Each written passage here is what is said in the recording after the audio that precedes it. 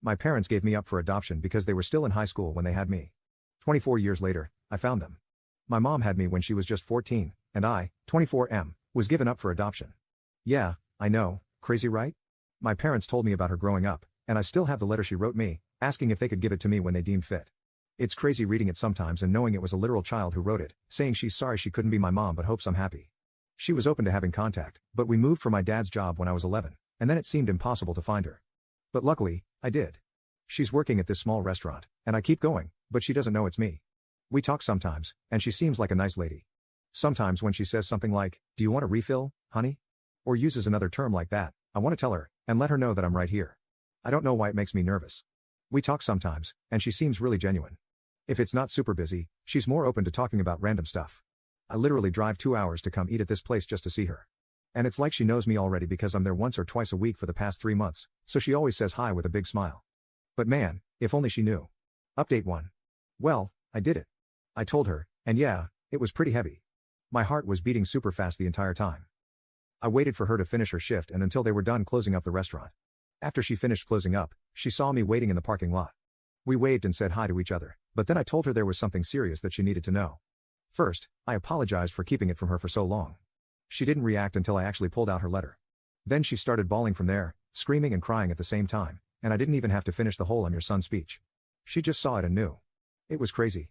The next thing I know, she's hugging me instantly, but then she pulled back and asked if it's okay to hug me.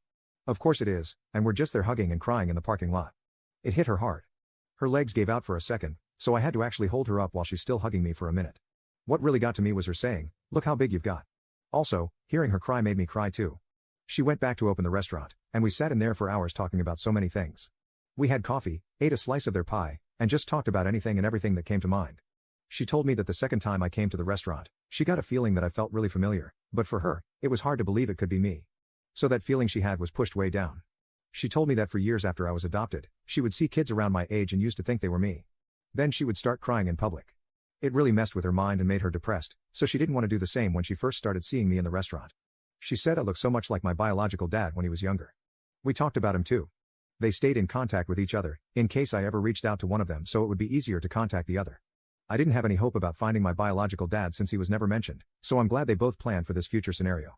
She told me about how they both wanted to keep me, especially my biological dad. He didn't want me to be adopted, but he knew they had to because they were just kids. It took him a long time to get past it after I was born. That's why he didn't leave anything behind, because he didn't want to believe he would ever get to see me again. We talked for hours, until almost 2 in the morning. She wanted to know everything about me, but her main concern was, am I happy? Were my parents good to me? Did I have a happy childhood? And I did. I told her, thank you for helping to give me this life. We both cried again, but she cried the most. Everything was very emotional for her. Sometimes she would look really happy, but then get sad again. After my 18th birthday, she was hoping I would find her, that's why she stayed in the same city. But since I didn't, she always thought maybe I resented her, wasn't told I'm adopted, or maybe had decided it was better not to have her around. It made me feel bad for not telling her sooner.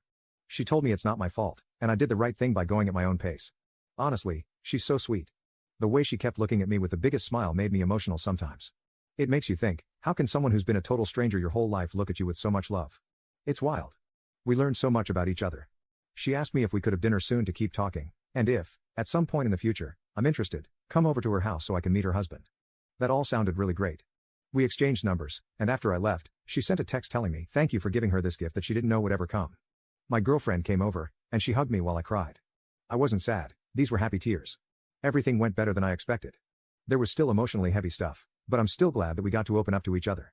Update 2. Lots of you asked to let you know how it goes meeting my biological dad, and to say it was emotional is an understatement. To be honest, this was more nerve-wracking for me because I didn't know anything about him. With my bio mom, it was different because I watched her from afar and got to know her a little before it all came out. I asked my bio mom if she could be there too just because she knows him better, so it was the two of us waiting for him at this park. He was already crying before we even got to him. This guy is strong too, so he pulled me in for the biggest bear hug, and we were both crying. He told me he wants me to know that they loved me so much, and he loves me. I lost count of how many times he'd come back in for one more hug. This definitely got to him, and he kept saying, "Thank you God," a few times while looking at my face. Hearing him tell me how much they loved me even back then meant so much to me, and not gonna lie, that had me holding him tight too. I'm sure to everyone at the park, it was weird seeing 3 crying people. My bio dad said he cried so many times just driving over here, he didn't think he had any more tears until he saw us. When we were all sitting down, it hit me that my bio mom was not kidding when she said we look alike. Obviously, He's older, but still, the similarities were crazy. He brought gifts too, which was a surprise. It was really nice. He told me I don't have to keep them if I don't want to, but he felt weird not coming with anything, and he's wanted to give this to me for a long time. One was a teddy bear holding a picture frame of him at the hospital holding me. He was 15 years old. It's still crazy to realize that. The other thing was a journal.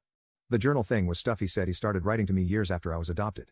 He was in therapy, and that helped him cope, thinking he would give them to me one day, his way of still feeling connected to me.